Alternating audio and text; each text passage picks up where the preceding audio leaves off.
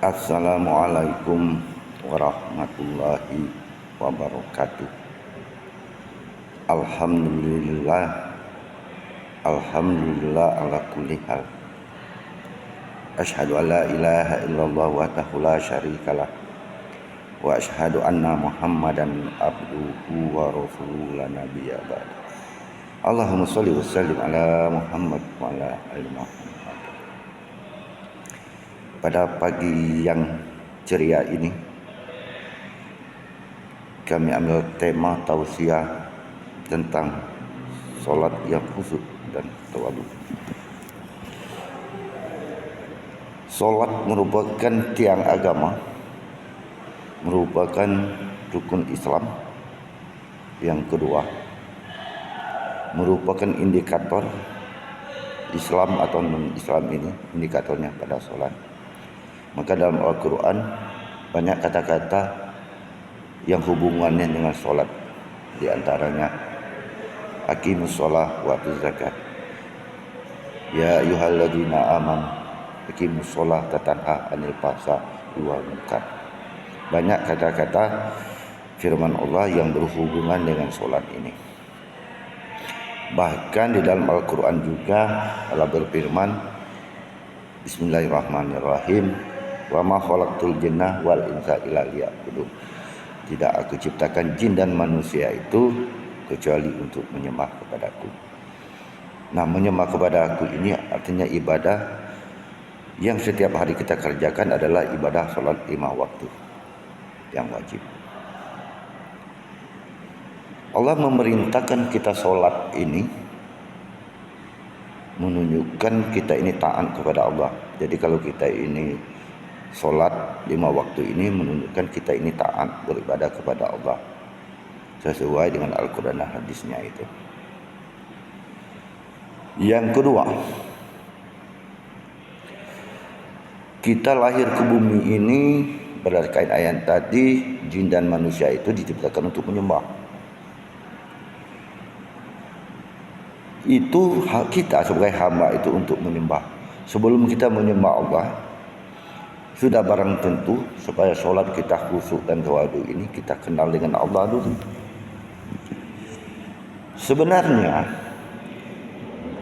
kita itu kenal dengan Allah dulu, baru kita sholat kalau ingin khusyuk. Kenapa Allah ini menciptakan semua isi yang ada di muka bumi ini, menciptakan tumbuh-tumbuhan, menciptakan hewan, menciptakan semuanya.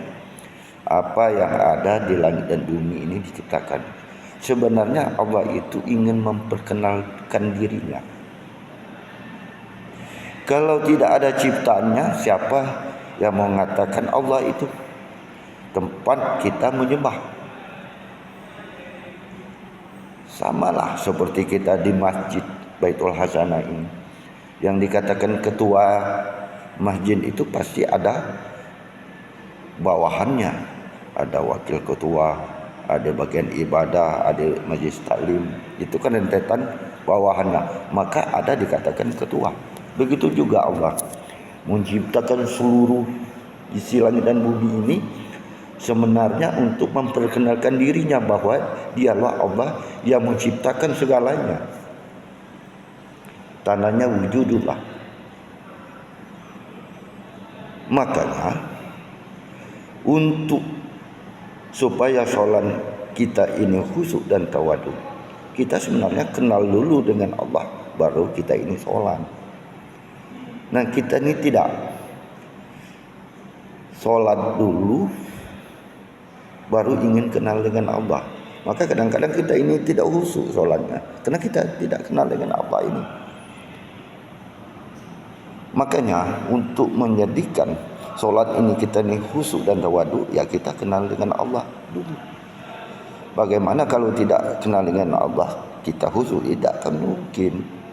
Secara fakta tidak akan mungkin. Nah, untuk memperkenalkan diri, ya kita belajar bagaimana kita mengenal Allah. Sebenarnya Allah juga yang memperkenalkan dirinya kepada hambanya